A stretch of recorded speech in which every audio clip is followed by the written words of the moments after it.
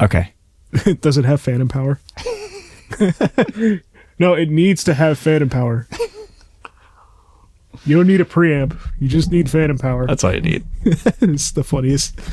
So for context, we were hanging out, like our friends, and like we were playing Baldur's Gate 3 till like I think like 1 a.m. or like midnight, and we were talking about like audio setups and stuff, and we got into this like 15-minute thing about like, no, you don't need a preamp for that, or like you just need no. Like he still doesn't get it. No, it was me too, because it was so late. I was like, no, Liam, like my Scarlett Solo has phantom power, and that's the only way my condenser mic works. But it's not me just totally like misinterpreting the button I'm pressing, and it's like just really stupid. I was trying to explain to Mitch that the interface that he bought is similar to mine in that it has built-in preamps. And then I'm getting frustrated just starting this conversation because I've explained it to him multiple times and he still doesn't. I don't think he understands. I was blown it too. I was like, no, the button I'm pressing that says 16V, that's phantom power. Well, the thing is, we were talking about phantom power and preamps, and the two things have nothing to do with each other. In that context, it had nothing to do with each other because I was trying to explain to him, you have more inputs on the back, but they're analog inputs. Yeah. So they need to be amplified before they get sent through the box. And then we just got conflated with phantom power, and I didn't help at all. I was like, no, but wait, hold on. My Scarlett Solo has phantom power, and that's the only way my condenser mic works. And just super not helping, like throwing like oil into the flame. Like it was awful. Yeah, it was pretty late too. But it was like midnight or like 1 a.m. Yeah, we went pretty late that night. Welcome to the Lee Street broadcast. Cameron, you're here back with me again. We just drove stick this morning, and Cameron did very well. I'm shaking to my core. Every minute I was driving the car, I was scared it was going to explode because I get mad nervous like that. Like, I don't know. Like, you did great. You did better than I did. Whenever I would clutch into brake or clutch into neutral into brake, if you saw my hands, they were shaking going into neutral, like for real shaking. Like I had like an iced coffee before I started, but I did that so I could make sure I'm hyper aware and like make sure I'm listening to Liam because I don't want to be a stupid jerk and just be like. It might have just made you more nervous. Probably, yeah. But like I was shaking. Like my hand was like we were going into first gear into driving, and then I'm like, oh no. Like, I'm gonna kill Liam. This car's gonna explode. Like, it does feel that way. Yeah, I was like, it does feel like you're gonna something. Like I was saying this earlier before we started recording. When I would get worried when the car would start to move, and I would just want the car to stop. I felt like I wasn't in control of the car. Yeah, basically because the car has to stay in motion. But in reality, you're in full control of the car. You're in more control of the car than you would be if it was an automatic. I guess I'm not in control mentally. Well, I don't think anyone is fully, right? It's just like the fear creeps in so hard. Like, oh, God. You did great. I don't know. There was like that one stop sign where it was like 6 in a row where it like stalled out. It was really bad. Yeah, that's how it works. You do it right. And my instructions weren't perfect either. So... No, I understand where you're coming from, like, the whole way. And, yeah, I mean, you know how many times I've stalled out? So many. I stalled out... Like 2? A few months ago. I've been driving that car for years.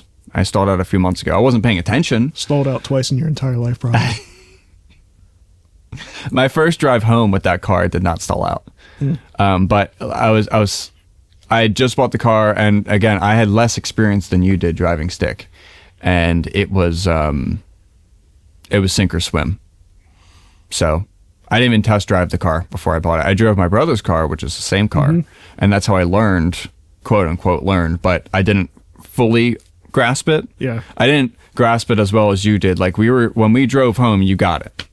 You could do all the things you have to do, getting into first gear, you even downshifted into second gear, and it wasn't terrible. It wasn't great. There was a skip, yeah. It wasn't terrible though. And that's hard to do.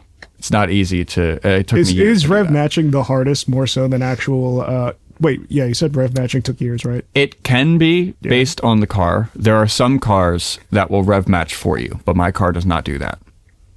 So I think in the brand new Mustang stick shift Mustangs, when you press your foot on the clutch to downshift, let's say you're going in from third to second, the car will rev automatically for you so that you have a perfect downshift.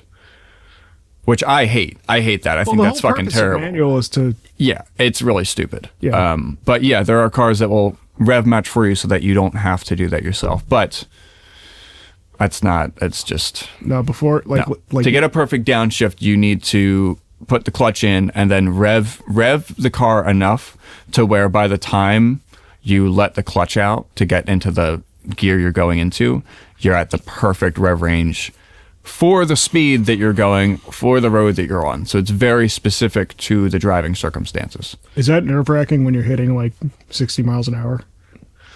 Actually, at highway speeds, it's a lot easier because you're just driving it like an automatic car.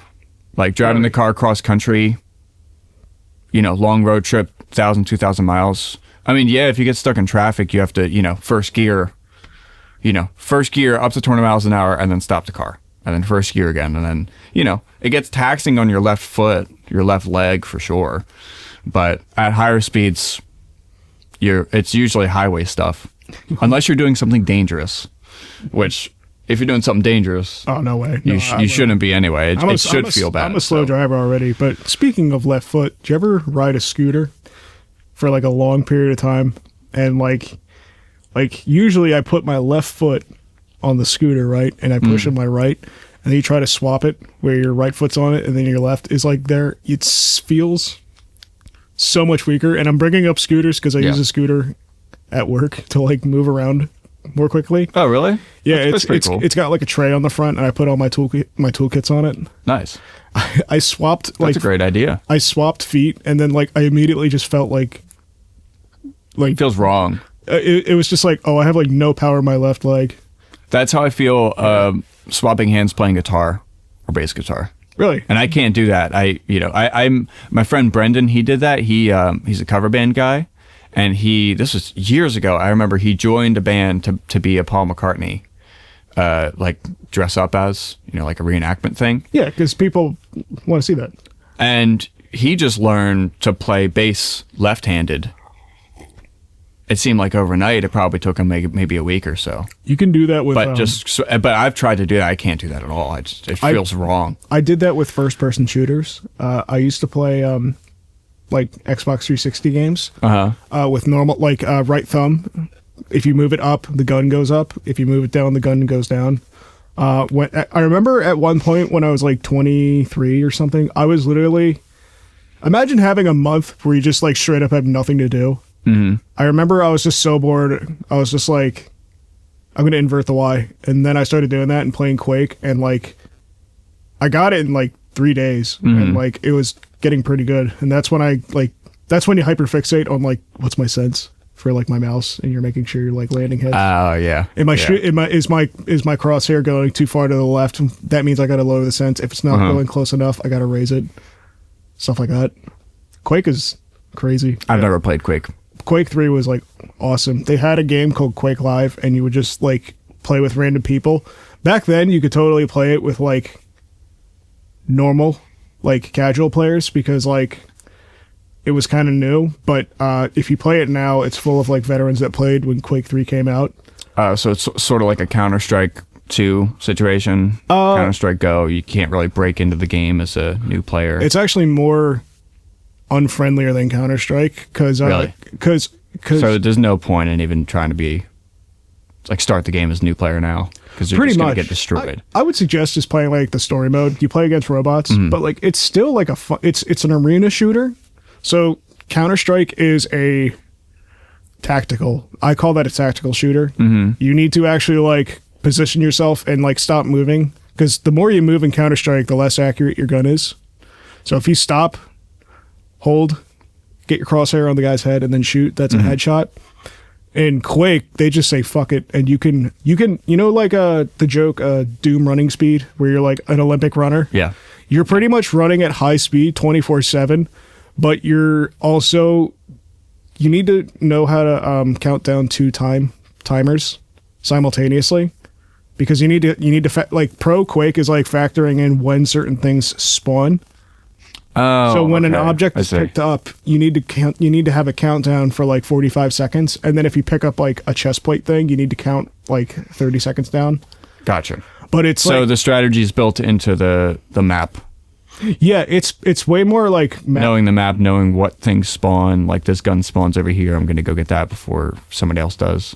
Yeah, like you need to know the map in other shooting games, but in Quake 3, it's like way more. It's part of the strategy of the game. Yeah, because you have objects to pick up. Not in Counter-Strike, you have a buy round and you get all your stuff. But in Quake 3, Gotcha. you need to factor in when you actually pick stuff up, and that's interesting. That's really cool. And if you actually see like pro Quake players play,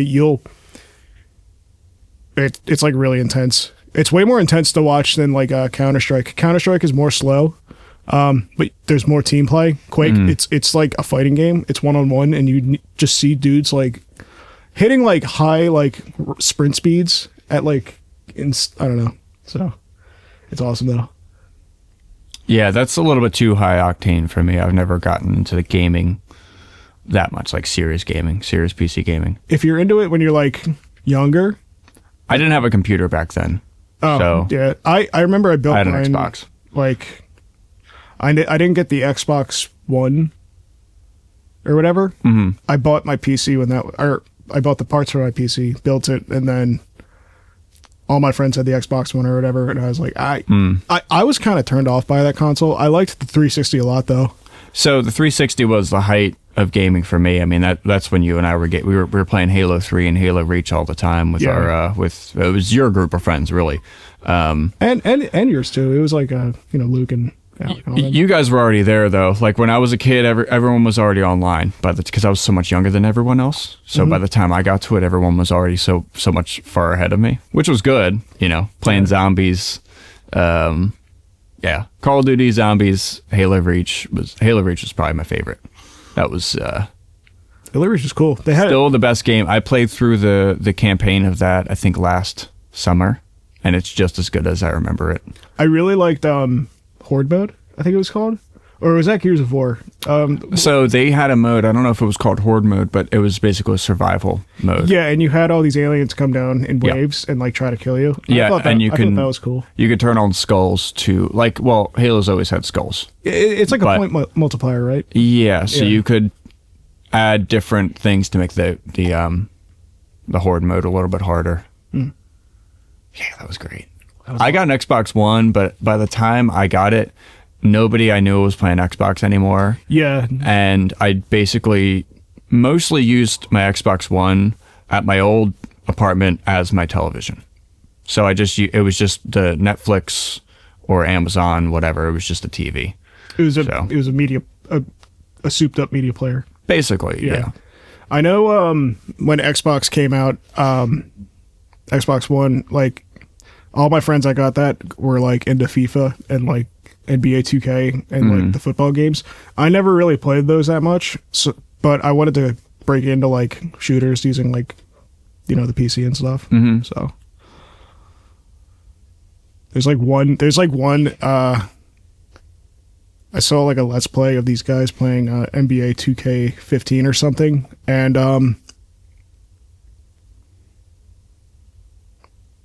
the campaign for that game is like so stupid, but like really funny. Like, who's the guy that made was it Boys in the Hood? No, it was Do the Right Thing. Spike Lee, Danny Aiello, John Turturro. Yeah, it was Spike Lee. Yeah, it was like, it's like the worst. It's the game starts with like the actor. It's really stupid. The game starts with them like the actors in the morph suit, and they're just talking. And it's just like, yo, what? No, I'm trying to ball up. Let's get something cool going. And it's like, I don't know. It's really stupid. How do you make a campaign for a game like that? I don't understand how you make it interesting. You graduate college, and then you get chosen in the pick, You get chosen in the pick, and then Oh my God. your career starts. And the game, I'll give this credit. The game like starts you off like on the bench, so you get Started from the bottom. no, literally like you. So when you get chosen by the NBA team or something, they don't put you on the court immediately to play. Your character is like a POV of like them sitting on the bench, and you use the right thumbstick to like look around to see if like your teammates are playing, and it's really like, oh my God, it's like a punch in the face. It's like, well, I mean, I guess this is realistic, but Video games are supposed to be better than real life, not worse. Yeah. The whole point of a video game is supposed to be an escape, like a movie, like a AAA movie, whatever. Yeah. Lord of the Rings, right? It's a hyper real version. It's not supposed to be a worse version of what life already is. That's sitting on the bench watching other people play. I feel like I've said this before. That's like what Gabe Newell said about like video games. He said like he got annoyed during like writing sessions when people would say something wasn't realistic. So he would argue back and say like, so how does making it realistic good? I have to write down like a grocery list to go to the supermarket and then make sure I get everything down. That's realistic, but it's not fun. I want to play video games to have fun, and I want to also escape or something. Exactly. Yeah. Yeah, that's the whole point. I mean, that's why people watch, people get into TV shows or get into a good book. It's an escape from, it's escapism. It is, yeah. It's not nice to say because people don't want to admit that they don't want to be in this reality. I think the average person doesn't want to admit that they want to turn off for a little bit, but that's all you're doing. You want to be... If you go home, if the height of your week is watching TV with the family, that's what you're doing. And that's great. I mean, that is good. You know, there's nothing wrong with that being the height of your week as long as you're not doing it too much, I guess. Escape reality enough to have a house and a family to go to, but not too much where you're in the middle of the street seeing things.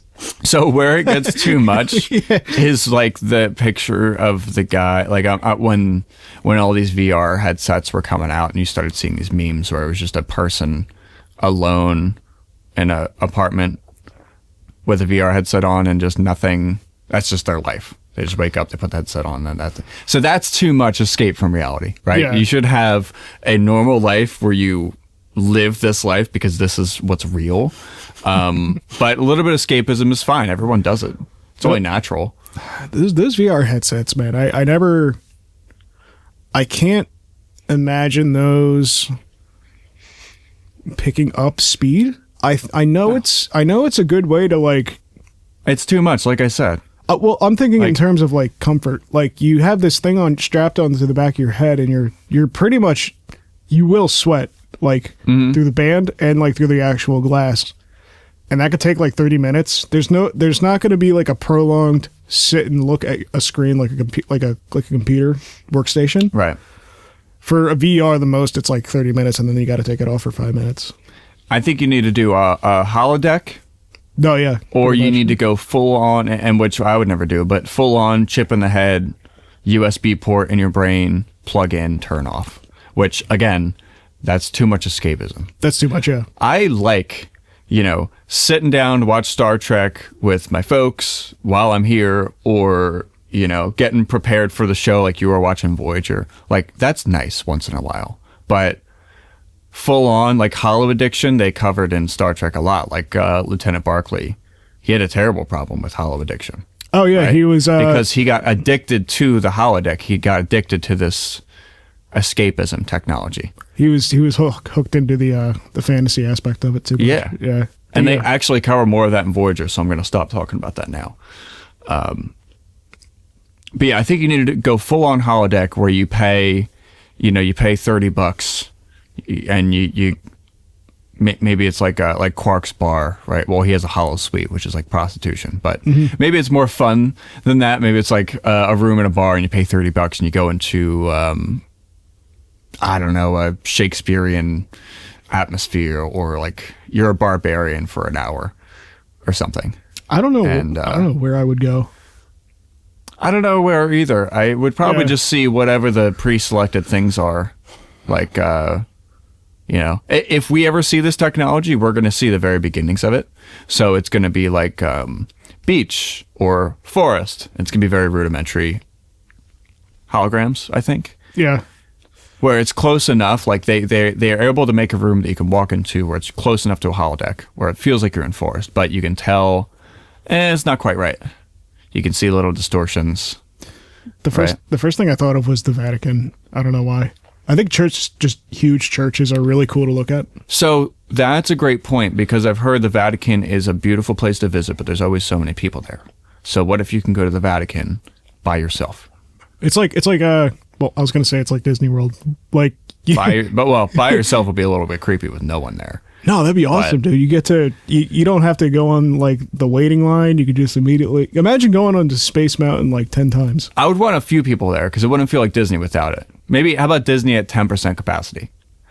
I guess, yeah. I mean, because then there's at least something going on. If it was completely desolate, it would feel strange. I'd like that more than, I'd like that more though than like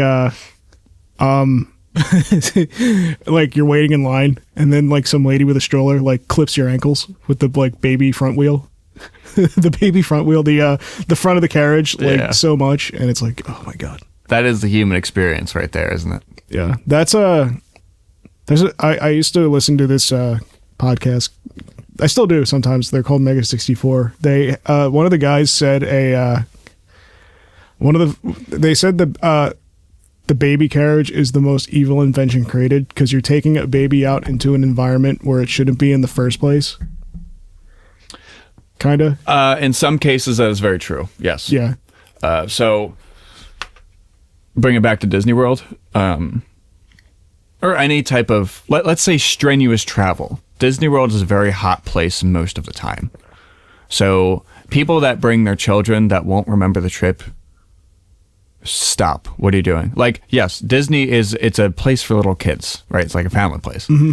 But if the children cannot remember the trip at all, what's the point of bringing them? Like I've seen people bring like really, really small kids, like not newborns, but like 1, 2, like, what are you doing? I think couples do that because if you have no one, I mean, and I find it hard to believe, but like you had to bring, just don't go. Just wait till the kid gets older. I think couples do that because they want to have the, I think you could say like, that is like an experience of itself. Like the baby will probably not remember the experience, but the parents will heavily, because you're taking this wee lad into Disney. Mm-hmm. He's not going to remember it, but you could see his face light up to a bunch of stuff, and that inherently. So these are selfish parents.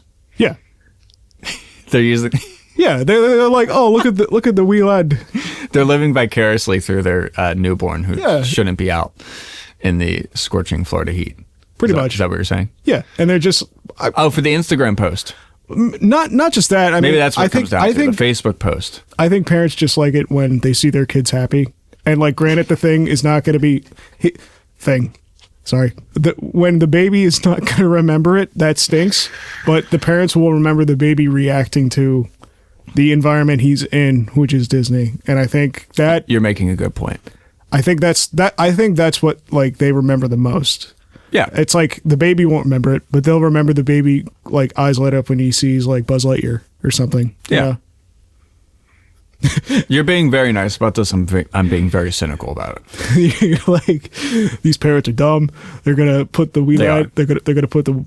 Yeah. I keep saying wee lad. They're gonna put the baby in front of Tigger, and he's gonna be crying, and they're gonna take a photo of him. I cried the whole time. I'm speaking from personal experience. When I went to Disney as a kid that was too young, I cried the whole time. I made it miserable for everybody else. They shouldn't have brought me. Yeah. It's just the truth. I mean, I don't remember it. These are reports from people in my life, my parents, my brother. So I remember, I haven't changed much. I was taken when I was like a kid, and I was taken by force. No, I have a particular set of skills. He was like a 3-year-old with like a flip cell phone, and he's talking in a deep voice. But it's like a dumb phone the parents gave him. It doesn't have any cellular connection. But he's hearing voices in his head, but he thinks it's coming from the cell phone. Mm-hmm. So, schizophrenic baby. But yeah, it's that guy we talked about on the last show. The guy you saw in Whoah, he was having a conversation. It's him in the future. Or the past. Yeah, in the past. Right. He's a time-traveling schizophrenic. What was it when I was a kid? My grandmom got me a bucket hat, and I was on the monorail, and we were just like we were on some kind of train, and when we were moving, I looked at my mom and I took the hat off and I threw it out the window like a frisbee, and my mom got like not upset, but I think my dad thought it was funny, but like my mom was like, "No, grandma got that for you." Classic. Yeah. Dad laugh, mom scolded. Yeah. Cameron's going to read our ad while I go get my donut. Where's the ad? Oh, there's no ad. Hey everybody. This podcast is brought to you by Tony Hawk's Pro Skater 3 and 4 HD Remaster. Plays your favorite skaters like Tony Hawk, Bam Margera, Kareem Campbell, Rodney Mullen, Chad Muska, Scott Reynolds, who was in the Blind video, I think. No, that's not his name. Yeah, I don't know. I play on my Dolphin emulator. I don't have to buy it. I'm good. I have the actual GameCube discs. I'm fine. It's not really good ad read, is it? No, it's not. This podcast is brought to you by the French Foreign Legion. Join today. This podcast is sponsored by the World Economic Forum.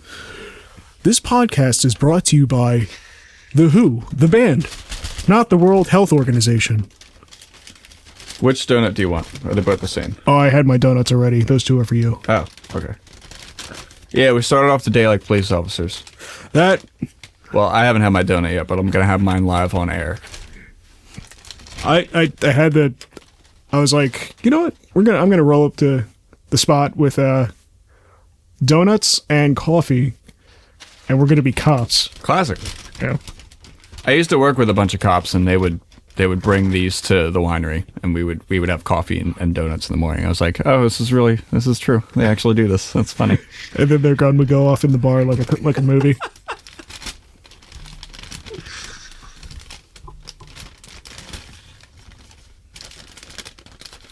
Folks, I'm eating a donut. Oh my god. I put my head up to the mic. You hear how good that is? I put my head up to the mic trying to hear it better. I was like, wait, no, I'm wearing headphones. We should talk about Voyager. All right. So I saw the first half of episode 1. Now, I didn't finish it, but I think I have a lot to talk about. So right off the rip, now is Voyager came out in 95 and Deep Space Nine came out in 93. Was it always like a double feature kind of thing, or? What do you mean? Deep Space Nine came out 2 years before Voyager. Uh-huh. Like the first season. Voyager season 1 came out in 95. Did they do a thing where it was like a double feature, or was it like did they crossover? Yeah, because no, they did not. That is a golden opportunity that you're talking about that they did not do. Well, they should have. Yeah, they should have. Because that's like like the first episode they're in Quark's bar. Yeah, so Star Trek writers are writing in their notes right now, and that they want to kill themselves because they didn't do that. They're hearing us talk about it, and they're like, that's fucking genius. The only thing they did was that Voyager visits Deep Space Nine on the way to where they're going. But you don't see anyone from DS9, do you? You see Quark. That's it. And Morn. Okay, so you see Quark's bar. And Morn, yeah. And that's it. You don't see Cisco. You don't see Nerys. No, you don't. No. Yeah, okay. Not in the first half. What a waste. Yeah. So Where did you leave off? Where did you stop? right when they're interrogating the old guy on the bench, and he's got like the mask off, and he's talking about the plan. So where is Voyager right now? The ship? Yeah. I'm pretty sure it crashed, right? Like they're going into the barn to see to investigate something. Didn't it crash? It didn't. Am I remembering it wrong? You probably should have finished the whole first episode. I can't say, because if you don't know where they are, I can't say where they are exactly. So I'm at the point where they're all in stasis also, where they get the needle shot in them. Mm-hmm. Kim does specifically. Mm-hmm. And but the things I'm talking about don't even relate to the plot at all. It's just a hyperfixation on how people talk between each other. So right off the rip, the guy that has the mysterious past is hanging out with Kim, right? So they're hanging out. Tom Paris, who... a.k.a. Nick Locarno is a character that Robert Duncan McNeil, who's the actor who plays Tom Paris, he was on Star Trek TNG, and he played this character who was a very similar character to Tom Paris. So it's just very funny that they didn't reuse him. Mm-hmm. So Kim and him, right? Mm-hmm. They're talking. Right off the rip, Kim is getting swindled by Quark. Kim said straight up to Quark, "Yo, man, I don't know. Starfleet told me to not trust you guys." Straight up, to his face. Yeah. And then Quark was like, "Oh, well, what? Because I'm a Ferengi? What?" It immediately baits him into buying these crystals that are scattered everywhere, and he's trying to sell it for a high price. So, Nick Locarno. Sorry. Nick Locarno. No, you got it. I'm fucking around. Okay. Tom Paris is his name. Tom Paris, not Nick Locarno. He's like, "Yo, dude, what do you..." He says, "Yo, dude," and he's like, "Yo, dude, stop it." And then he just yanks him and pulls him away. So Kim is introduced to the captain, Janeway. I was about to say Faraday in reference to the Faraday cage, which makes no sense because I'm losing my mind. Isn't that a box you put your phone in so no one can track you? It's a device that absorbs electricity. If you have a Rolex Milgauss, they have a Faraday cage surrounded their internals, so that way in case an EMP goes off, nothing happens. Oh, okay. So they didn't build it specifically for EMP blocking, but that's in the situation of an EMP like that. Yeah, you're probably dead anyway, but your watch will survive. Isn't that nice? It's probably World War III, but your watch will survive the coming apocalypse. That sucks because someone's gonna steal it and be like, "Mine now." Yeah, some mutant radiated human ghoul person will steal your watch. Yeah, off your body. Lily from New Vegas with a hat. Yeah. This is a nice watch. She Rolex. What's that? She puts it on her wrist, and the thing explodes. It's like, oh, whoops. Probably it's broken. I was gonna say the ghouls skit. Well, they changed the look of the ghouls, but in the New Vegas ghouls, she puts the watch on and she tightens the watch strap, and then it just breaks through some of her decrepit skin.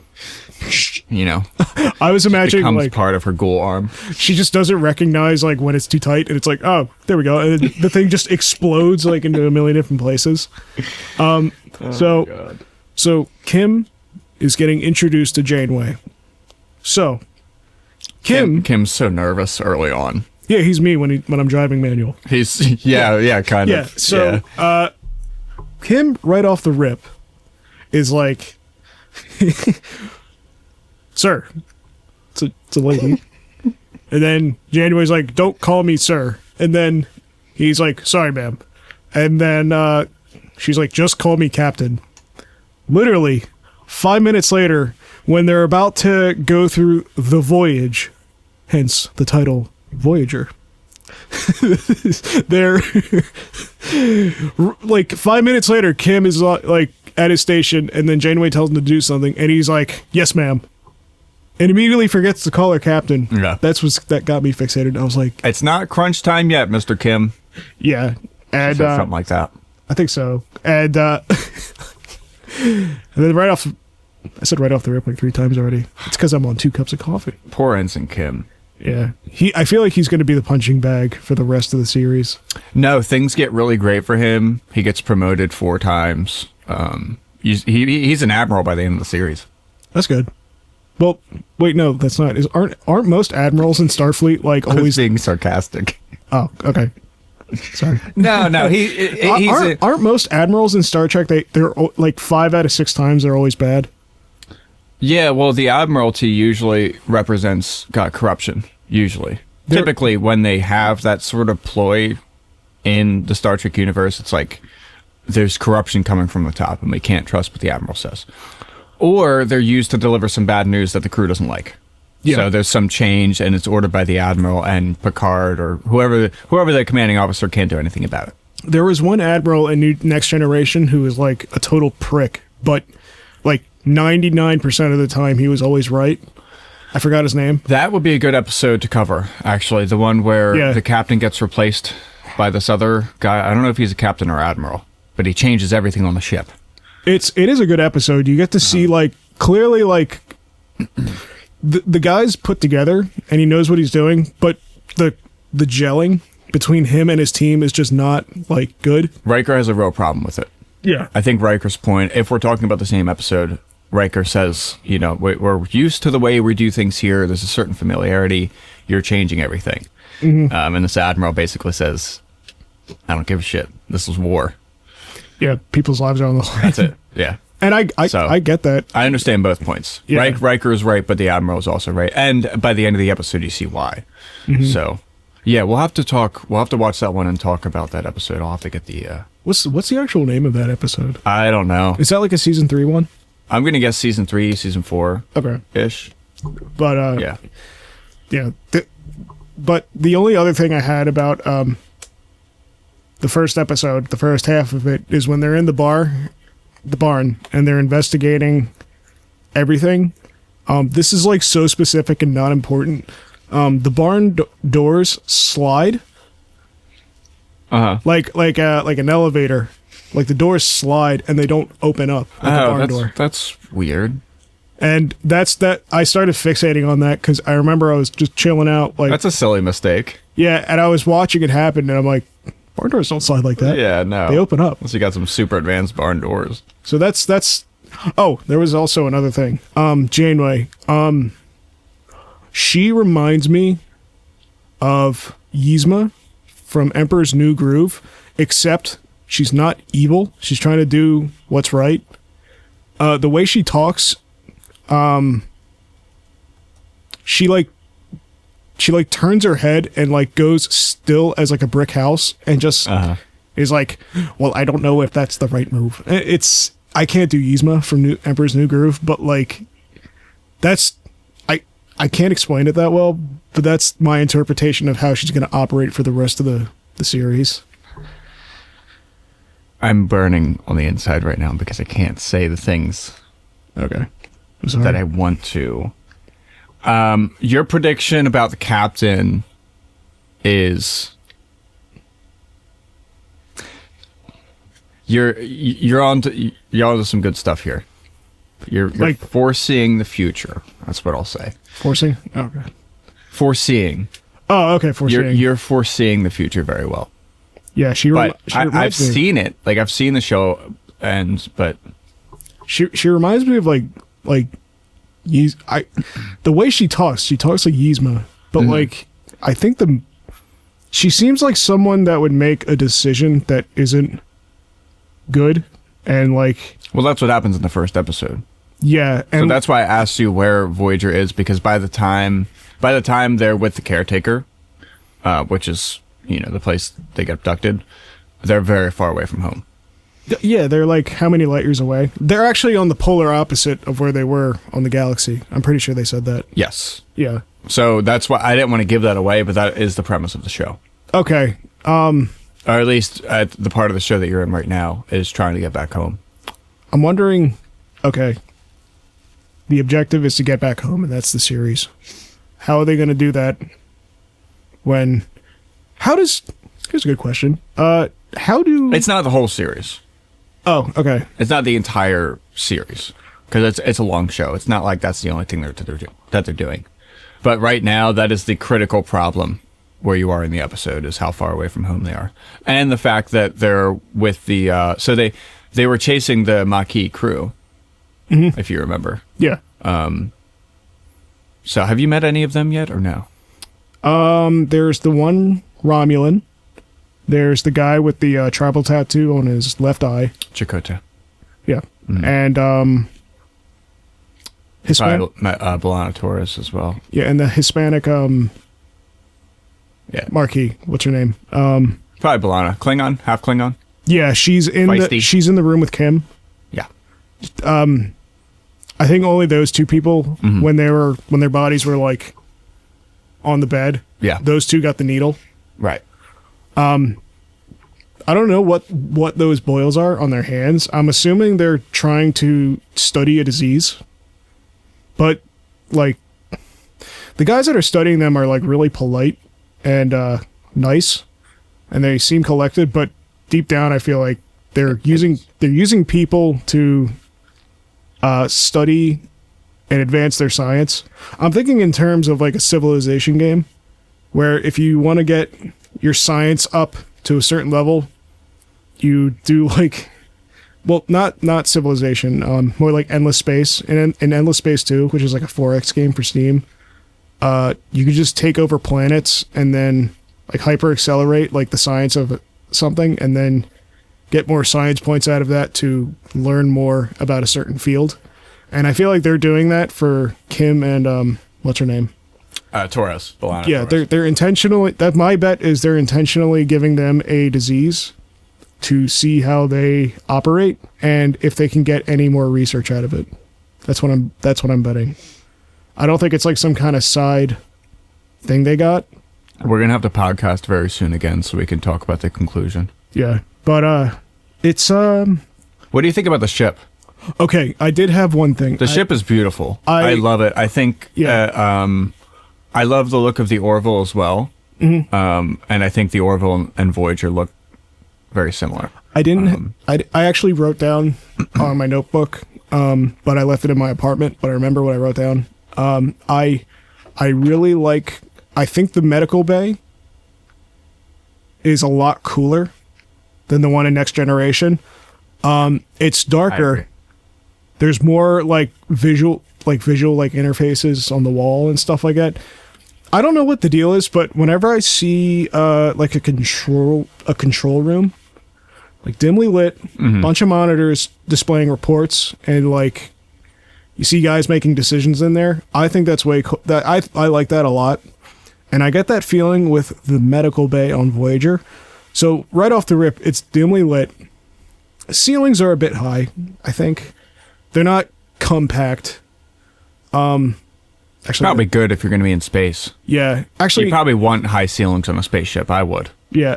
Actually, they might be compact. I might be wrong, but like, the thing that I liked about the new medical bay from Next Generation to Voyager is there's more than one bed.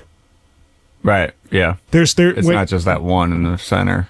when they're talking to that one guy that like is really like high maintenance and like everything needs to be perfect, and it's not. He's kind of condescending. Who are you talking about? The medical guy. Which one? I can't give anything away. the- So like I know things, but I can't give anything away. So He's got the blue garb.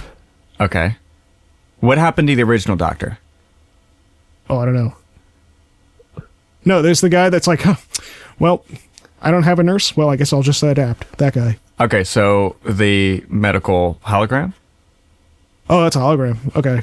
If it's who you're thinking, if it's again, I can't give anything away. Oh, okay. So yeah. if he's No, who I- I think you're talking about, that would be the emergency medical hologram Okay. doctor. Okay. Who's my favorite character in the show. He's bald. He's wearing a black and blue regular. That's the guy I'm talking about. Yeah, bald guy. He's bitchy bald guy. Yeah. yeah. And he's like high maintenance. Yeah. Yeah. He's a hologram. That's not a real person. Okay, so So- I really threw a wrench in the spokes for not. He is watching it all the way. he is the emergency medical hologram. He's a backup program because there is a doctor on Voyager in the beginning, but unfortunately, in that battle when they get swept away, I'm pretty sure the doctor dies. Okay. So, but I didn't want to give away that spoiler to you if you didn't know it. Oh, but But you don't really know the doctor. He has like 2 lines and then he dies. So. oh yeah, but like I like the medical bay. There's more than one bed, and for some reason I just think that's more realistic. Oh, it's more Yeah. realistic. No, no, it's true. We were ripping on realism earlier, but like, Well, how long are you watching the show for? You're watching the show for years. You're seeing the same set. It should be. Voyager's going to be like a few months, probably. You know what I mean, though. Like, Yeah, It yeah. should be. You get used to these things. It should be have some realism to it, Yeah, right? enough, but not too much, I guess. Yeah, but It's a beautiful ship. it is. Yeah, Yeah. I think it's an interesting show so far. I think I need to adjust to Janeway though, because I don't think I'm getting it right now. So what's cool is that, so Janeway and Sisko are very different people. Janeway's a captain, Sisko's a commander of a space station. Yeah, But since both shows were on television at the same time, they're both very different versions of what you're used to. Because with Picard, you're used to Picard kind of being this almost all-knowing, wise, beyond his years type character. yeah, Like you get the sense that even when Picard was a young man, he had all the answers. Whereas with Sisko and Janeway, these are flawed people that don't always make the best decisions. And I think that's interesting. I mean, definitely with Janeway. I mean, if you, the main. Does she violate the Prime Directive more than the other captains? Probably. Really? You'd have to make a list. I would love to see a tier list of who violates the Prime Directive Hey, the you most know out what? of all the main characters. We should make a tier list. She's up there. We should make a tier list for each commander or captain, and it's like I could do that. an S tier, like symbiosis, next generation. Was Picard in the right when he abandoned the people that were addicted to a drug? Because do we know if they'll adapt or they're all just going to die off and the other planet's not going to adapt to not having money, stuff like that? So They'll be fine. they On won't to the next one. do like Look, we can't stay here to help you for too long. We got to go. we gotta explore the planet. Not We have new frontiers to seek. yeah. Yeah, Janeway would be up there. Janeway would probably be S tier. No, I mean like Breaking the rules. S tier, I would say. how about this? We get I love her, though. I trash on her all the time, but it's because I love her. okay. How about this? We have every single Prime Directive from the entire series, from Classic to Voyager, I guess, right? Or the new ones. I don't really watch the new ones. And we have a tier list for the Prime Directive violation. So you'll have like a D tier one where it's like not that big, but then you'll have an okay. S tier one where it's like, oh my God, everyone's going to die here. So Justice would be D tier because Wesley would have died if they didn't get him out of there. I would make that mid tier. You've C tier then? Yeah, because you've instilled the abandonment of God into a civilization, and that in of itself can That's true. that in of But it itself wasn't can it change wasn't the their trajectory. fault. Yeah, That's why I say D tier because it wasn't their fault. They basically got framed. that stupid hologram wasn't like, oh, by the way, we talked about it on the previous episode. He's like, oh, by the way, don't Yeah. come here. He was being vague, Yeah. so it's his fault. So like, but That's like, why I say that's lower on the list compared to the drug episode with Picard. yeah, That's pretty up there. but like changing an ideal though, like that's pretty big to me. Like those guys, it'd be a crazy episode if you run it back, and you go to that civilization again, and The whole planet's destroyed. no, They that destroyed themselves in the wake of losing their god. or they turn into like this anarchist like Mad Max world, where they're like tying people up Apocalypse. to the front of their like Yeah. cars and like driving them into walls and stuff. So So they covered this in the Orville, actually. They had an episode where Have you seen The Orville? No, that's the one Seth MacFarlane made, right? Yeah. Fantastic show. It is Star Trek. It's good? Yes. Okay, because... it is more Star Trek than Discovery or... Like, I've seen a little bit of Picard, and I do like Picard, but it doesn't feel like Star Trek. It feels like something else because of the direction. But when you watch The Orville, because of the direction, the blocking, the production, everything, I feel like more Star Trek fans are working on The Orville than are working on the new Star Trek shows. Then like section... I don't even know the name of the newest one. No, what's that shadow government called in DS9? Section 31 or something? Yeah, they made those guys look like...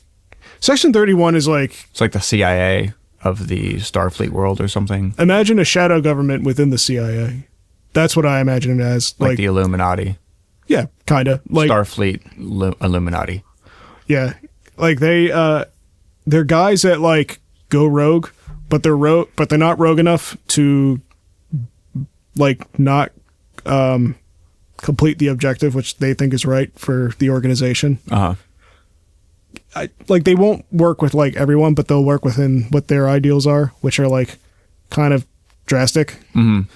I think in the new Alex Kurtzman one or whatever, like those guys are like, they're called Section 31, but they act like clowns and they're not professional. And it's like, when I think of like Section 31, I imagine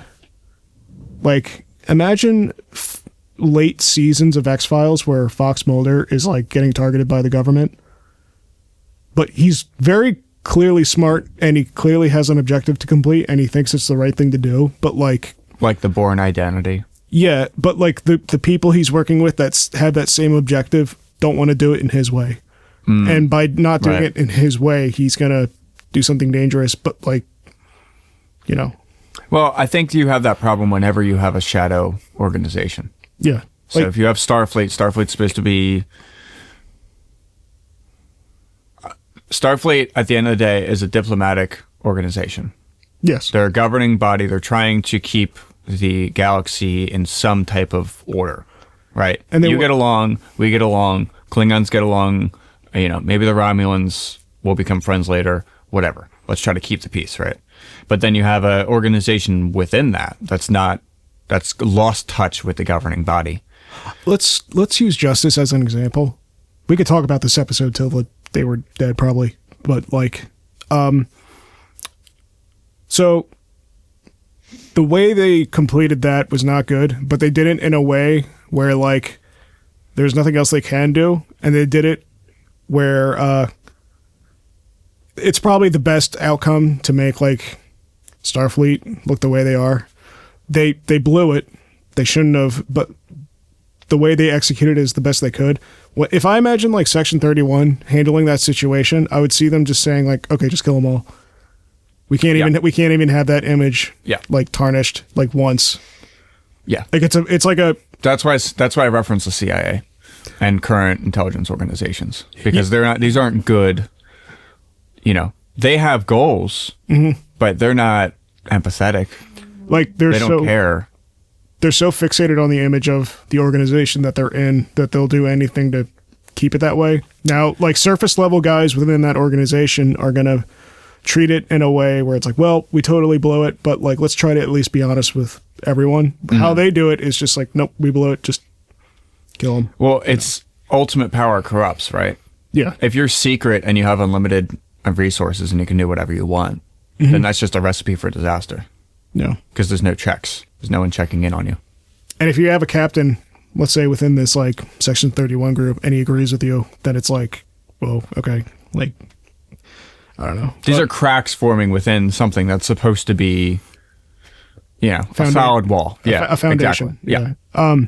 It's an interesting idea, but I do agree with you. It's not. I remember they introduced Section 31 in one of the, I think the Chris Pine Star Trek movies. Yeah. I say Chris Pine because that's the only actor's name I know, but the 2008 revamp where the Enterprise is all white on the inside now.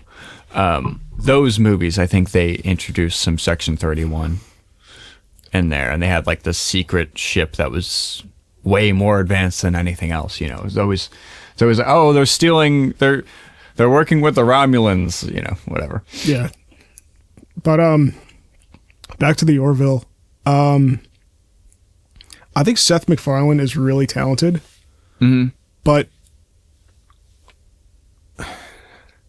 how much does like the Family Guy sense of humor leach into the? Is it like all the way, or is it like the perfect amount? Okay, and it levels off towards the end. Gotcha. So season 1 is funny, and it's weird because when he does it, it's good, but when other people do it, it's shit. Like when you watch like the new Marvel movies, for example, you know, it's like this really tense thing. And then someone's like, "Oh, as long as I can get a coffee there, right?" You know, it's just like dumb. Do you know what I'm saying? Oh, the coffee joke I've heard 5 million times. Yeah, not coffee, but it's just the unnecessary joke at the wrong time. But it's like, oh, we're silly. Yeah, you think? Do you know what kind of thing I'm talking about? It's like every major movie is like this now, where there's like humor that wasn't written by comedians. Just thrown in where it shouldn't be. I'm not sure if it's like a comedian thing. I think like... It's not. It's people who don't know comedy trying to be funny in movies. I think it's worse. I think it's like people... I'm not going to say self-insert, but they make a character so vague that they want the viewer to see like, oh, that's so me. So you know what I'm talking about. Yeah. But they do that for every character... And then when every character is you... That's why movies suck now. It's like... No one creative is making movies. That's why they all suck. They don't have a character that's like... A real person. That or like...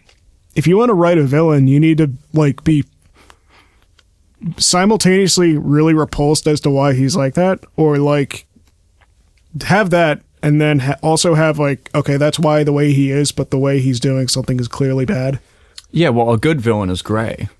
A good villain is someone who, you know, their family died and he's seeking revenge on whoever killed them, but his revenge is 10 times worse than what happened to him. You know, that's a gray villain, right? Not this like, oh, he's just evil just because, and there's no explanation behind it. The most gray villain I think that's ever been written is there's a video game called Star Wars Knights of the Old Republic 2. There's a character in that named Kreia. We should I think if you and me played that game and then just did a recording of it, that'd be good.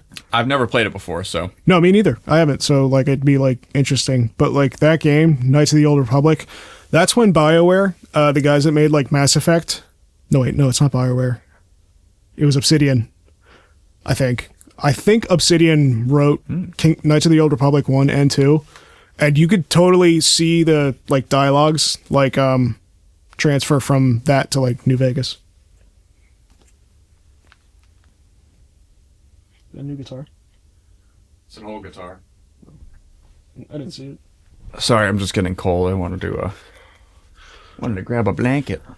Yeah, let's talk about... It's cold down here. So my point was, I'm going to come back to this. I was saying about the Orville, like, you know, you watch a show and there are just jokes inserted into it that aren't funny, and it's like, what I'm trying to think of a real world example aside from the Marvel movies, but that's probably the most irrelevant thing, where there's like this intense thing going on and then there's just like this weird uncalled for joke, and it just feels so contrived and plastic and gross.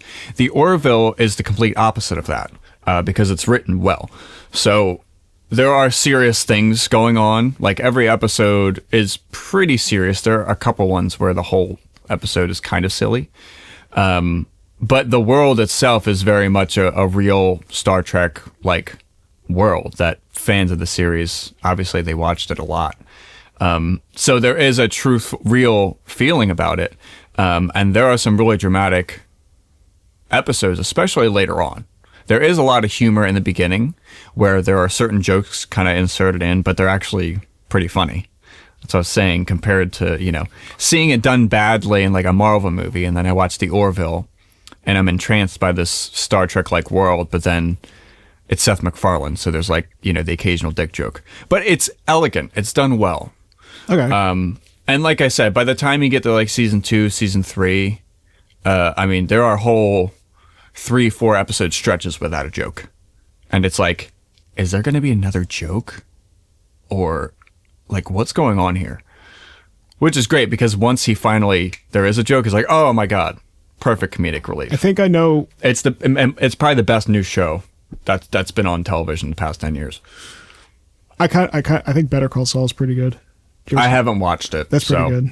I really like Bob Odenkirk, but I think I found a good way to explain what we were talking about earlier, where the people writing these characters, they want the viewer to feel represented through the character, but they do it for every character and not just one. They want every character to be Jim Halpert. Yeah. Is that the best way to say it? Like,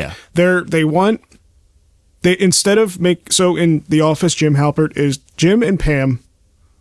Jim a man, Pam a woman. They want those two characters to be... That's supposed to be you and your girlfriend sitting on the couch watching the show, being like, oh my God, that's just like us. Yes, that's your straight guy, right? That's your guy that's like...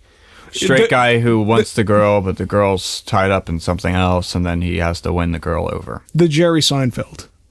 Yeah. You know? Yeah. Jerry's the most normal guy in the entire group, and the reason why the show is good, because he has very crazy friends, like George and Kramer. Yeah. And Elaine's kind of like that a little bit, but like she has like crazy moments also. But they want every character to be Jim Halpert and not having like a psychotic person within the crew. And they want each character to be seen as the viewer themselves. Yeah, and they want the viewer to say, that's so me. And it's also the writer's perception of who's viewing the show.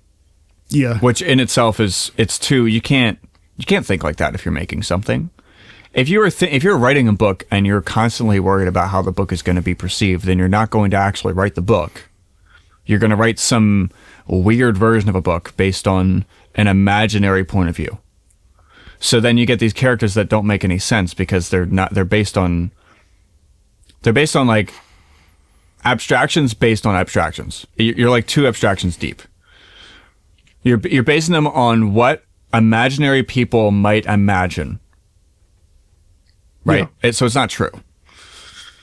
So I said, like, it's hard to find good, a lot of good stuff is on YouTube now and independently made. Because that's kind of where the, I don't know, the good stuff moves, right? So just because Saturday Night Live had its heyday doesn't mean that Saturday Night Live is great for its whole run, They totally don't shelve books or shelve ideas and then post it later. It's been famously good and it's been famously bad. Yeah. So these things come in waves and it's hard to see. Like, I don't think we're living in the golden age of movies or television right now. No way. I think... No, I think that maybe again, I think those ages have come and passed. I straight up don't want to go to a movie theater. No, we're living in the YouTube age right now. Where it's YouTube, at least I am. I'm speaking what I do. I listen to a lot of audiobooks, podcasts, and YouTube videos. That's what I do. That's me. I think there's clearly good stuff on YouTube, but like also at the same time, I think there's a heavy filter on YouTube. And what I mean by that is like, no, that's a bad way to explain it. Well, the algorithm is a filter in itself. I'm thinking like... And the algorithm is not open source. Right? That's not published how they feed you stuff. They would never publish. It's Google. So, I mean, do you have a better alternative to YouTube? Rumble? No. I'm trying to... YouTube's the best it is for now. But the thing is like... YouTube is filled with so many videos now that are loud and in your face. And what I mean, but I think we talked about this before, but I've got this fixation with like large, bold text on thumbnails. And like, what's the point of even having like a title of the video if you could just see it through the thumbnail? Yep. But like, it's going to my homepage right now just to see if I can pull something up. Find a bold red text and tell me how many are bold red text or bold text that's in the thumbnail on the first screen. Okay, Linus Tech Tips does it well, right? So they see the typical YouTube thumbnail that you're talking about, and they do a good version of what you're saying, where the dude's face is like, whoa, and it's done in a green screen, and there's graphics and stuff, but this actually isn't that bad. I don't know. I don't like the O face. I don't like the O face either. But, what was it? I wanted to talk about, oh, sorry. I think that, I'll just say this thing before we go on to what you have to say. I think the best way is to get it from the creator themselves. So if you have someone who you like, who writes books, like Doug Stanhope, for example, he's one of my favorite writers. Yeah. So yeah, I listen to his podcast, I watch his stuff, but the way I get Doug Stanhope in my life is I read his books, or I listen to him, even better. So, and that's directly from the artist. So I think really that's the best way to use the internet, is to directly broadcast from your website. You know, Tucker Carlson has his, I'm not a huge Tucker guy, but he has, when he left Fox News, now he has Tucker Carlson Network. It's his own website. So he puts it out on YouTube and X or whatever. But I don't belong to TCN. But I'm guessing, you subscribe to that and then you just get all of Tucker's stuff. So it's like the Tucker channel. I think that is the best way to post your stuff, is if you have your own website. Yeah. But right now, the problem is so many people are like, I'd say like 98% of people just developed the habit of like, oh, did something come out? It's probably on YouTube. I'm not gonna go on a website to look at something. I'm just gonna go to YouTube. Unless I really like the person. But yeah, it is. Well, I think it's a lot easier, like in cell phone culture, right? In phone addicted America, you wake up, you open up your phone. I don't know where my phone is. I don't know where I put it. But you open up your phone and then you have the screen of icons, and then you just click an icon that makes your dreams come true. I mean, that's kind of how that's the simplistic way that it works for a lot of people, is that, if you're addicted to Twitter, like I'm definitely addicted to the internet, to YouTube, to information. I'll put audio on while doing stuff, like audio in the sense of like a podcast, or like I do that when video editing. I think it's nice. If I have to edit something where there's no audio on the video, I'll just listen to a podcast if I can. That's pretty good. I remember doing that. I forgot what it was called, but I want to run it back a little bit. Mm-hmm. What we were talking about earlier. I want to talk about. Have you like? So I want to talk about like writing rooms. And like what makes like a good, well-written character. I'm wondering, like, when Seinfeld and all these shows were made that like are on the map and good, did they have a huge writing team, or was it like a skeleton crew that like understood each other enough to just make something like sweet, In my limited experience, I would say a small group. Because I'm thinking of like... But I've never been in a writer's room. I've never worked on a television show. Me neither, yeah. I have worked in small groups that have been fantastic. So that's why... That's why I say that. I've worked... But I've never worked in a large-scale creative thing before. I'm only saying... So I don't actually know how it works, but I would imagine that the larger the operation gets, the more complex it gets, and it becomes harder to manage and harder to make well. The first thing I think of when I think of a large writing team is that behind-the-scenes documentary they made for episode 1 of the behind-the-scenes of Star Wars Episode 1. I like Star Wars Episode 1. The only thing I'm annoyed about is probably Jar Jar and the actual underwater civilization. I liked it when they were traversing to it, but the actual place where the fat guy is. Yeah, I think that was CGI. Part of the like Spy Kids 3 CGI craze of the early 2000s. Like Spy Kids 3 is so... Let's just let that whole thing, it's just a green screen, the whole movie. They wanted to make it like 3D too, and it's... Yeah. I think it was part of the I find that endearing, though. I don't know why. Oh no, it's great. It's Yeah. it's part of the times, right? Where all this technology became easier and cheaper to make CGI stuff. So then you have movies like episodes 1 and 2, where it's like, let's just do CGI for everything because we can. So I think it's an artifact of that. Same with Jar Jar Binks, right? He's the first completely animated CGI character inserted into a movie. So like, for them making it, he was iconic. But for the person watching the movie, it's like, who the fuck is this guy? What was episode 1 before? That was 1999. That was before Lord of the Rings, right? Yeah. Lord of the Rings was 2001. I can look it up and see. Like a CGI character talking to other people? Like, yeah, Star Wars would have been first then, yeah. Because Gollum was the same thing, but I think Lord of the Rings came later. Let me see. Let me look it up. Yeah, look up what was the first CGI character within a film with like actors in it. I was wrong. So the first CGI character was like in conjunction with like another actor. Was the stained glass knight from Young Sherlock Holmes in 1985.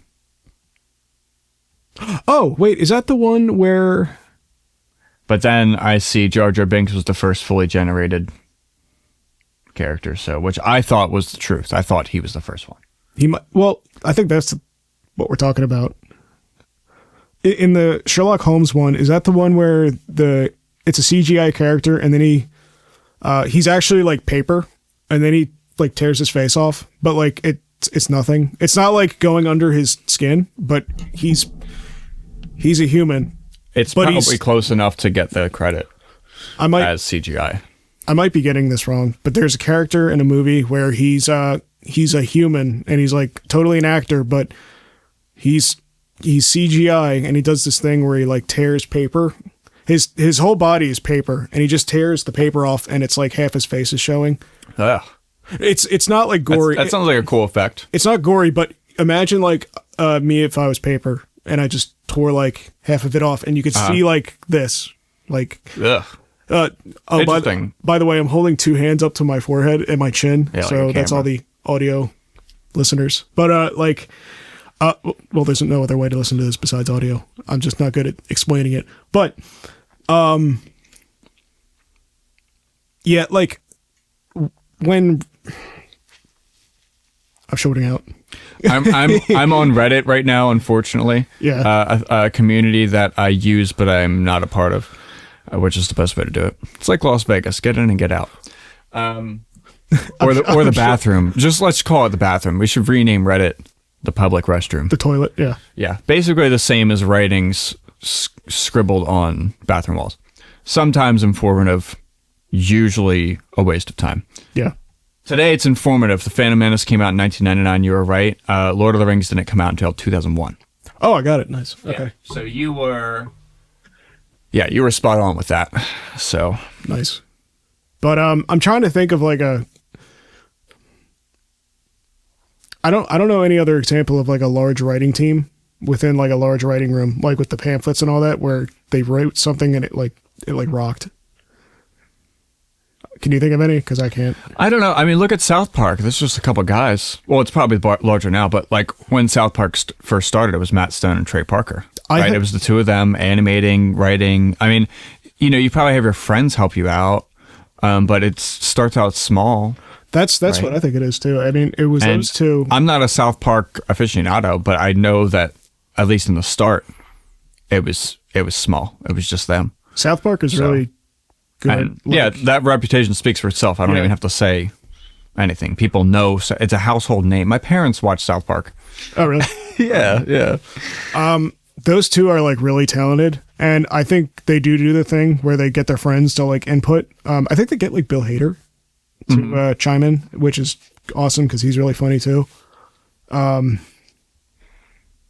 think getting to know your friends and saying like, oh, Cameron would be good for talking about Star Trek. Cameron and I can talk about Star Trek for hours. Or my brother Alec would be good for talking about cars or something because, he likes cars, So I think it's, Mitch can do this voice really well, so let's have him be this character.